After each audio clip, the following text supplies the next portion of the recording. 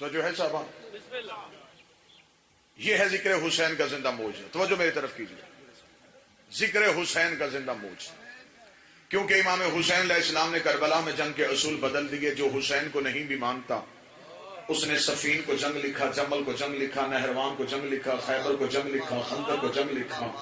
لیکن حسین کے نام ماننے والے نے بھی کربلا کو جنگ کربلا نہیں لکھا, کربلا کو واقعہ کربلا لکھا, کربلا کو سانحہ کربلا لکھا. آخر کربلا میں تلواریں تھیں, نیزے تھے, لشکر تھے.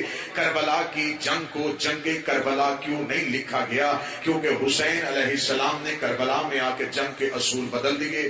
حسین نے بتا دیا کہ 10 محرم 61 ہجری سے پہلے جنگوں کے اصول اور ہوتے تھے, کربلا کے بعد جنگوں کے اصول اور ہو گئے.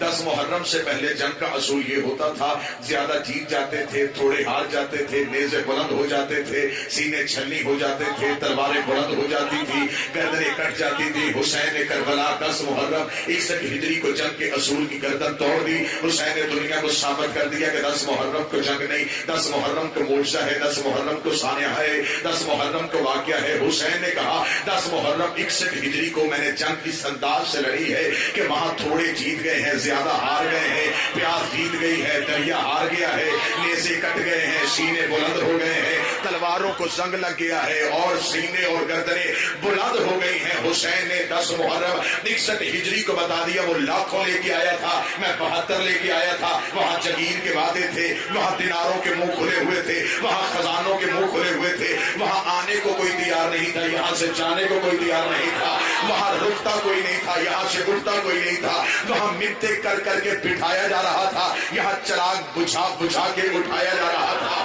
وہاں آ کوئی نہیں رہا تھا, یہاں سے جا کوئی نہیں رہا تھا. وہاں لاکھوں تھے لیکن اس امید کے ساتھ آئے تھے کہ کل میں زندہ رہ جاؤں گا, کل کیا میں بچ جاؤں گا, کیا میں گھر واپس چلا جاؤں گا. حسین کے 72 کے پاس مشن ایک تھا, کل سب سے پہلے میں مروں گا, کل سب سے پہلے میں تلوار کے آگے جاؤں گا, کل سب سے پہلے حسین کی راہ میں میں شہید ہوں گا. حسین نے کہا یہ 9 لاکھ لے کے آیا, میں 72 لے کے آیا, لیکن جنگ کا اصول ختم. حسین نے کہا دنیا تاریخ میں لکھے گی, ادھر سے میرا اکبر نکلا, ادھر سے 2000 بھاگا, ادھر سے میرا قاسم نکلا, ادھر سے 3000 بھاگا, ادھر سے میرا غازی نکلا, ادھر سے 10,000 بھاگا. حسین نے کہا تاریخ لکھے گی, وہاں لاکھوں میں ہزاروں بھاگے, یہاں 72 میں ایک بھی نہیں بھاگا. بسم اللہ.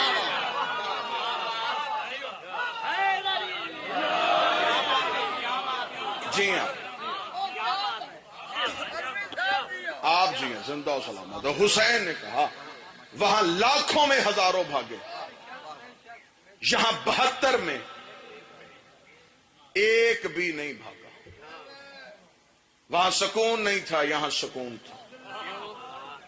عزاداری شبیر رسم نہیں, رواج نہیں, وعدہ پروردگار ہے اور منشائے سیدہ ہے.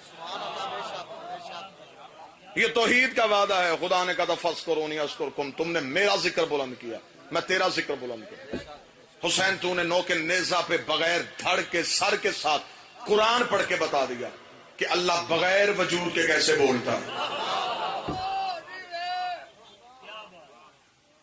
حسین نے کربلا میں آ کے کہانی کا رخ بدل دیا. حسین نے بتا دیا کہ کربلا میں حسین دین بچانے نہیں, توحید بچانے کے لیے. محمد علی جوہر نے کہا تھا قتل حسین اصل میں مرگ یزید ہے, اسلام زندہ ہوتا ہے ہر کربلا کے بعد. ایک ماتمی نے, قبلہ ربانی صاحب امیر بھائی, قلم اٹھایا, اس نے کہا یہ شعر بالکل غلط ہے کہ اسلام زندہ ہوتا ہے ہر کربلا کے بعد.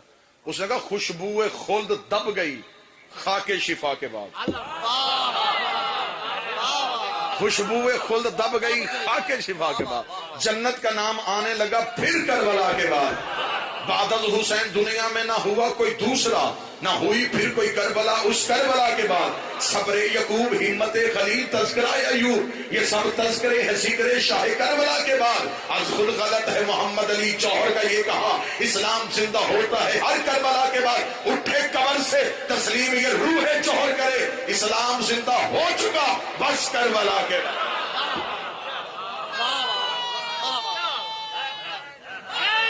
اسلام زندہ ہو چکا بس کربلا.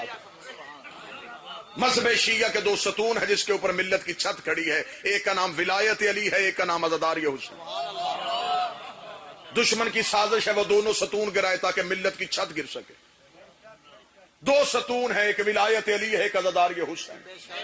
ولایت علی نسل کی پہچان کرواتی ہے، عزاداری شبیر اصل کی پہچان کرواتی ہے. علی اور ولی اللہ سے پتہ چلتا ہے ماں کا کردار کیسا تھا، عزاداری شبیر سے پتہ چلتا ہے باپ کی تربیت کیسی تھی.